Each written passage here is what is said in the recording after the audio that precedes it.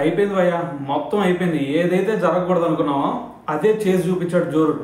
మొన్నే చెప్పాను కదా, ఖచ్చితంగా జో రూట్ ఈ సిరీస్లో సచిన్ టెండూల్కర్ రికార్డు బ్రేక్ చేసి పక్కన పెడతాడని చెప్పాను కదా. విన్నారా? ఎవరైనా లేదు. సో ఇప్పుడు చూడండి, చేసి చూపించాడు. అయితే మరి మన ఫస్ట్ ఇన్నింగ్స్లో జో రూట్ 28 రన్స్ చేశాడు కదా. దాని తర్వాత బుమ్రా బౌలింగ్లో అవుట్ అయ్యాడు. బుమ్రా బౌలింగ్లో అవుట్ అయిన తర్వాత అందరూ ఏమనుకున్నారు, అరే జో రూట్ అవుట్ అయిపోయాడు అని చెప్పేసి అందరూ కూడా ఏదో సంబరాలు చేసుకున్నారు.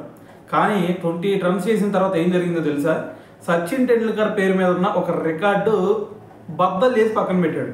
ఆ రికార్డు ఏంటంటే, మనకి ఇండియాకి అలాగే ఇంగ్లాండ్ మధ్య జరిగిన టెస్ట్లో, అది కూడా ఇది ఇంగ్లాండ్ గడ్డ మీద అత్యధిక పరుగులు చేసిన ప్లేయర్ ఎవరన్నా ఉన్నారంటే ఇప్పటివరకు అది సచిన్ టెండూల్కర్ పేరు మీదే ఉండేది. అయితే అప్పుడు అతను ఎంత కొట్టాడు అంటే 1575 రన్స్ కొట్టాడు.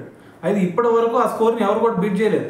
ఇప్పుడు జో రూట్ వచ్చి అసలు ఉడతలాగా వచ్చి ఆ రికార్డు బ్రేక్ చేసేసాడు. ఇప్పటి వరకు అతను చూసుకుంటే ఏకంగా 1579 రన్స్ చేసి సచిన్ టెండూల్కర్ రికార్డుని పక్కన పట్టేసాడు.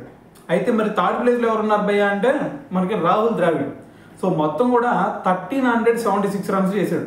సో మరి ఫోర్త్ ప్లేస్లో ఎవరున్నారు అని అడగ మాకు. చిన్నప్పుడు మీరు 90s కిడ్స్ అయితే ఖచ్చితంగా అర్థమై ఉండేది. అతను ఎవరో కాదు, అలస్టర్ కుక్. సో కుక్ చూసుకుంటే ఇప్పటి వరకు 1196 రన్స్ చేసి అతను ఫోర్త్ ప్లేస్లో ఉన్నాడు. అయితే దాని తర్వాత మరి ఫిఫ్త్ ప్లేస్లో చూసుకున్నాం అనుకో, మనకి సునీల్ గవాస్కర్. సో ఇప్పటి వరకు సునీల్ గవాస్కర్ 1152 రన్స్ చేశాడు అనమాట. సో మరి టాప్ 5 ప్లేసెస్లో ఈ 5 లెజెండ్స్ అయితే ఉండటం జరిగింది. సో మరి ఇప్పుడు జో రూట్ రికార్డ్ని బ్రేక్ చేసే బ్యాట్స్మెన్ ఎవరైనా ఉన్నారా ఇండియా టీంలో? ఒకవేళ ఉన్నారనిపిస్తే కింద కామెంట్ చేయండి.